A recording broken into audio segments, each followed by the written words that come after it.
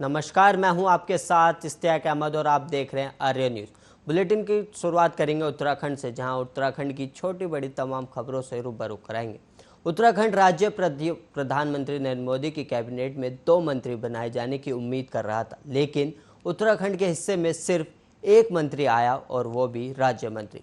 इस बार कुमाऊं मंडल के ब्राह्मण नेता उधम सिंह नगर नैनीताल लोकसभा के सांसद अजय भट्ट को यहां मौका मिला है, लेकिन केंद्रीय कैबिनेट से शिक्षा जैसे अहम मंत्रालय से डॉक्टर रमेश पोखरियाल निशंक की विदाई के बदले एक और मंत्री ना मिलना उत्तराखंड बीजेपी के लिए किसी झटके से कम नहीं है।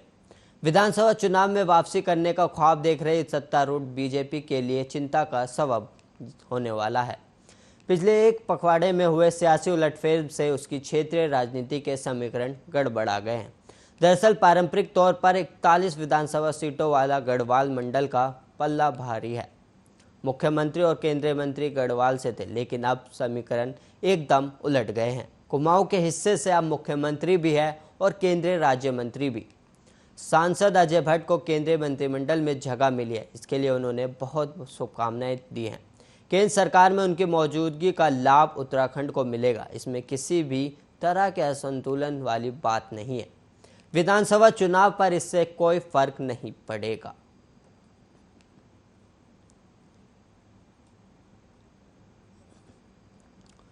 और वहीं उत्तराखंड से दिल्ली जाने वालों को गुरुवार से आईएसबीटी से हर 30 मिनट पर रोडवेज की बस मिलेगी।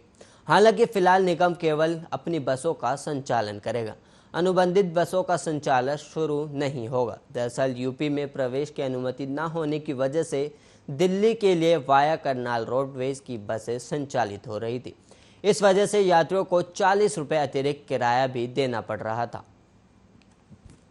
यात्रियों के कम उत्साह की वजह से निगम की बसें भी कम चल रही हैं। अब चूंकि दिल्ली की दूरी घट गई है, यूपी के विभिन्न शहरों से होते हुए बसें चलेंगी, इसलिए आईएसबीटी देहरादून से अब हर 30 मिनट पर दिल्ली के लिए बस मिलेगी। परिवहन निगम ने इसकी तैयारी पूरी कर ली है। पहली बस सुबह 5:30 बजे चली, जबकि अंतिम बस रात को 10:30 बजे जाएगी। परिवहन निगम के सचल दस्ते ने बुधवार को त्यूनी के निकट कथियान से एक बस बिना टिकट यात्री वाली पकड़ी थी, जिसमें 3 यात्री बिना टिकट के यात्रा कर रहे थे। सचल दल इसकी रिपोर्ट परिवहन निगम को भेज रहा है, जिसके बाद संबंधित ड्राइवर और कंडक्टर के खिलाफ कार्रवाई की जाएगी।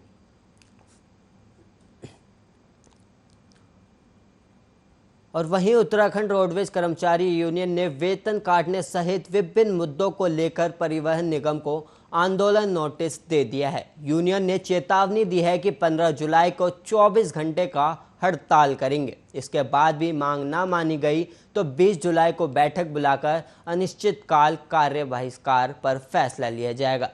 यूनियन के प्रांतीय महामंत्री अशोक चौधरी ने कहा कि 3 जुलाई को निगम प्रबंधन को एक मांग पत्र दिया गया था, लेकिन उस पर अभी तक कोई कार्रवाई नहीं हुई है। अब निगम ने बोर्ड बैठक में वेतन कटौती सहित कई कर्मचारी विरोधी फैसले लिए हैं।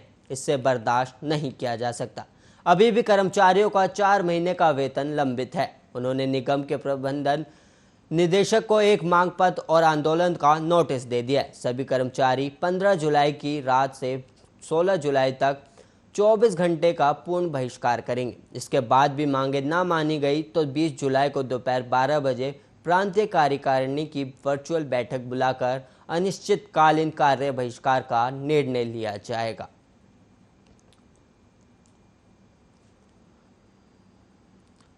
और वहीं उत्तराखंड की पुष्कर धामी सरकार ने बिजली उपभोक्ताओं को बड़ी सौगात देने जा रही है। ऊर्जा मंत्री डॉक्टर हरक सिंह रावत ने घरेलू उपभोक्ताओं को हर महीने 100 यूनिट बिजली मुफ्त देने का प्रस्ताव रखा है। वहीं जिसका बिल 200 यूनिट तक होगा, उन्हें 50% तक की छूट दी जाएगी, जिसके लिए कैबिनेट में जल्द प्रस्ताव लाया जाएगा। प्रदेश में करीब 7 लाख ऐसे उपभोक्ता हैं जिनको इस योजना का लाभ मिलेगा। इसकी जानकारी दिल्ली से लौटे ऊर्जा मंत्री हरक सिंह रावत ने बुधवार को प्रेस कॉन्फ्रेंस करके दी। उन्होंने बताया कि प्रदेश में बिजली विभाग के रिक्त पदों को भी जल्दी भरा जाएगा। करीब 4000 पदों पर भर्तियां होनी है। ऊर्जा मंत्री ने कहा कि राज्य में 26 लाख बिजली उपभोक्ता हैं। इसमें 23 लाख आम घरेलू उपभोक्ता भी है। और लेकिन प्रति महीने 100 यूनिट तक बिजली फ्री दी जाती है तो 7 लाख के करीब उपभोक्ताओं को राहत मिलेगी। इस योजना को लेकर हरक सिंह रावत का कहना है कि प्रदेश के गरीब परिवारों को इससे बड़ी राहत मिलेगी। 200 यूनिट तक 50% सब्सिडी देने पर 13 लाख उपभोक्ताओं को राहत मिलेगी।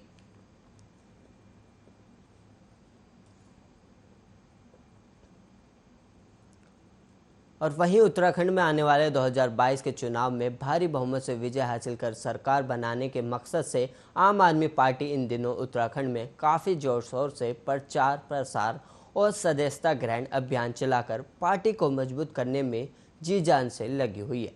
इस कड़ी में आम आदमी पार्टी के कार्यकर्ताओं ने खटीमा में सदस्यता ग्रहण अभियान चलाकर सैकड़ों लोगों को पार्टी की सदस्यता दिलाई। अभियान में उपस्थित आम आदमी पार्टी की महिला मोर्चा जिला उपाध्यक्ष ने बताया कि सैकड़ों लोगों ने आम आदमी पार्टी की सदस्यता ग्रहण की है। जिस तरह से आम आदमी पार्टी का कारवा बढ़ रहा है उसी तरह से हमारी उम्मीदें भी बढ़ती जा रही हैं। उन्होंने भरोसा दिलाया कि उत्तराखंड की 70 विधानसभा सीटों पर जीत कर एक छत सरकार बनाएंगे। वहीं आम आदमी पार्टी के जिला अध्यक्ष जसपाल सिंह ने बताया कि आज सैकड़ों लोगों ने आम आदमी पार्टी की सदस्यता ग्रहण की है। पार्टी का कारवां बढ़ रहा है और नए जोश का संचार हुआ है, साथ ही पार्टी का जनाधार भी बढ़ रहा है। उन्होंने आगे बताया कि खटीमा में आम आदमी पार्टी काफ़ी भारी मतों से विजय हासिल करेगी।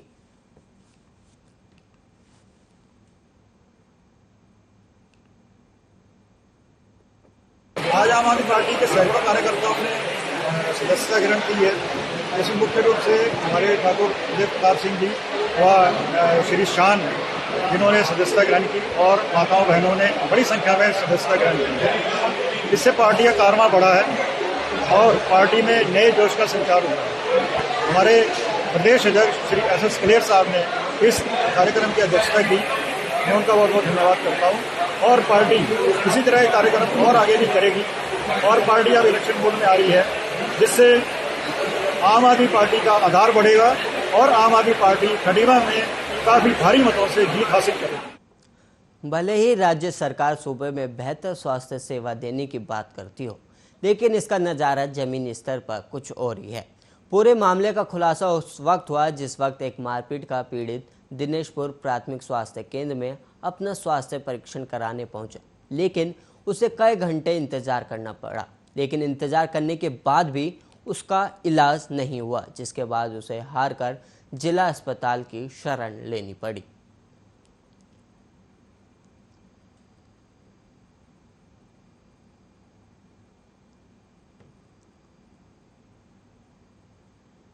और मैं ये पुलिस थाने में आया, मुझे सर यहाँ पे लेके चले गए अपना सरकारी हॉस्पिटल में।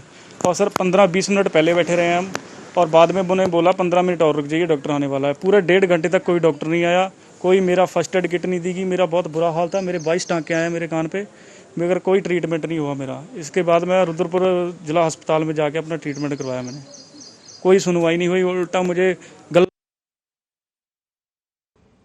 उत्तराखंड में कांग्रेस कमेटी के प्रदेश अध्यक्ष प्रीतम सिंह के आह्वान पर कांग्रेस पार्टी के द्वारा बढ़ती महंगाई, बेरोजगारी, उत्पीड़न, बलात्कार और हरिद्वार महाकुंभ के दौरान कोरोना जांच घोटाले के खिलाफ जमकर नारेबाजी करते हुए रानीखेत रोड पर बीजेपी सरकार का पुतला फूंका गया।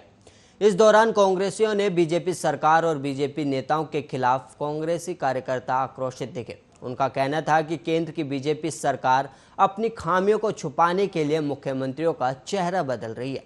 डबल इंजन की सरकार को जनता की समस्याओं से कोई सरोकार नहीं है। उन्होंने आगे कहा कि अगर जल्द ही महंगाई पर लगाम नहीं लगाया तो आंदोलन किया जाएगा। प्रदेश उपाध्यक्ष रंजीत सिंह रावत, चेयरमैन मोहम्मद अकरम हाजी, अनिल कुमार खुलासा, ब्लॉक अध्यक्ष देशबंधु रावत के नेतृत्व में बड़ी संख्या में कार्यकर्ता मुख्य कांग्रेस कार्यालय में एकत्रित हुए और प्रदेश की बीजेपी सरकार के खिलाफ जमकर नारेबाजी करते हुए पुतला भी फूंका। उनका कहना था कि प्रदेश की बीजेपी सरकार आम आदमी को राहत देने में नाकाम हो चुकी है। बीजेपी केवल बार बार नए मुख्यमंत्री बना रही है। आम आदमी बढ़ती महंगाई और बेरोजगारी से परेशान हो चुका है। कोरोना महामारी में बेरोजगारी का ग्राफ बढ़ा है। देश का अन्नदाता आंदोलित है। इसके अलावा बीजेपी बेटी पढ़ाओ बेटी बचाओ का नारा दे रही है। वहीं प्रदेश में महिला उत्पीड़न की घटनाओं में इजाफा भी हुआ है।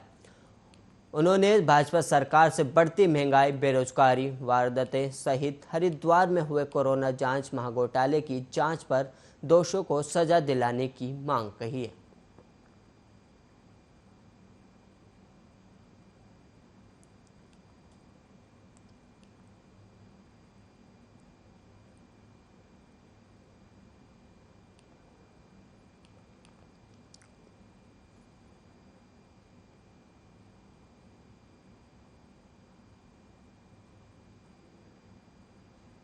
खटीमा तहसील से लगे सीमांत क्षेत्र मेलाघाट तथा मुख्यमंत्री के गृह क्षेत्र में बढ़ती हुई महंगाई, बेरोजगारी, उत्पीड़न, भ्रष्टाचार से त्रस्त तथा जमीन के मालिकाना हक संबंधी मांगों को लेकर खटीमा ब्लॉक अध्यक्ष कांग्रेस पार्टी बॉबी राठौर और वरिष्ठ कांग्रेसी नेता हरीश वोरा के नेतृत्व में कांग्रेस कार्यकर्ताओं ने सरकार के खिलाफ नारेबाजी और विरोध प्रदर्शन करते हुए पद यात्रा निकाला।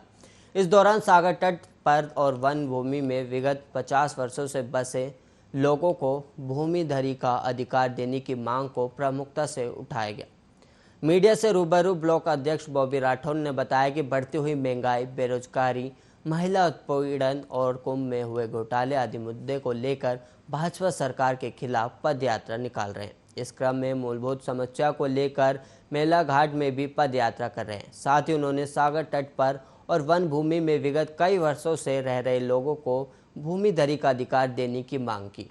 वहीं वरिष्ठ कांग्रेसी कार्यकर्ता नासिर खान ने बताया कि महंगाई, बेरोजगारी, भ्रष्टाचार चरम सीमा पर है, जिससे जनता त्रस्त है। उन्होंने बताया कि सीएम साहब के गृह क्षेत्र का मामला है, इसलिए उनके क्षेत्र में सागर तट पर और वन भूमि पर विगत कई वर्षों से बसे लोगों को भूमिधरी का हक देना चाहिए।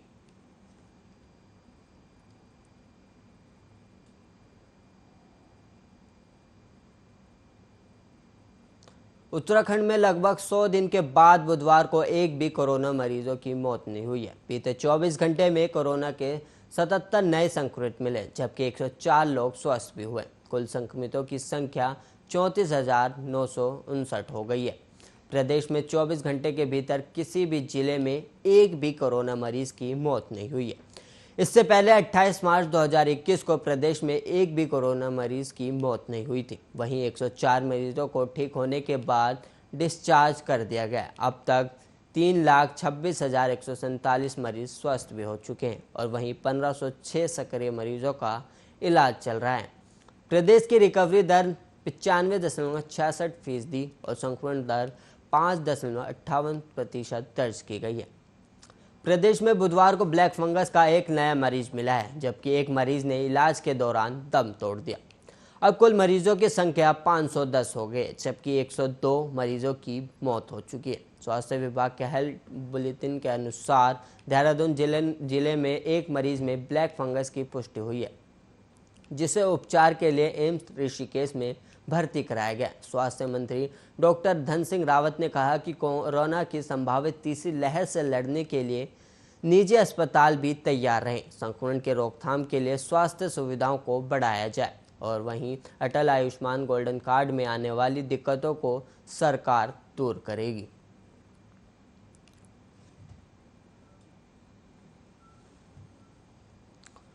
उत्तराखंड की राजधानी देहरादून में डेंगू कभी भी अपना प्रकोप दिखा सकता है। इसका कारण ये है कि जिले में हर 11वें घर में डेंगू मच्छर का लार्वा पल रहा है। स्वास्थ्य विभाग के घर घर सर्वे के दौरान इसकी तस्दीक हुई है।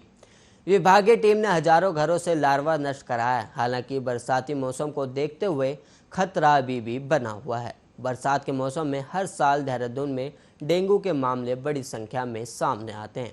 इस साल भी बरसात शुरू होने के साथ ही प्रशासन और स्वास्थ्य विभाग ने एहतियात सुरक्षा उपाय करने शुरू कर दिए हैं। डेंगू की रोकथाम के लिए स्वास्थ्य विभाग की टीम घर घर जाकर निरीक्षण कर रही है। इसी दौरान खुले में पड़े गमले, टायरों में जमा पानी को साफ करवाया जा रहा है। साथ ही फ्रिज के वाटर बॉक्स, कूलर समेत उन अन्य जगहों की भी जांच की जा रही है जहां आमतौर पर मच्छर पैदा होते हैं और लोगों का ध्यान नहीं रहता। निरीक्षण के दौरान जो तस्वीरें सामने आई हैं वो आने वाले खतरे की तरफ इशारा कर रही हैं। स्वास्थ्य विभाग की टीम ने अब तक जिले में 75,466 घरों का निरीक्षण किया। इसमें 6,650 घरों में मच्छर का लार्वा मिला है। इस लिहाज से देखा जाए तो प्रत्येक 11वें घर में डेंगू को जन्म देने वाले मच्छर पल रहे हैं।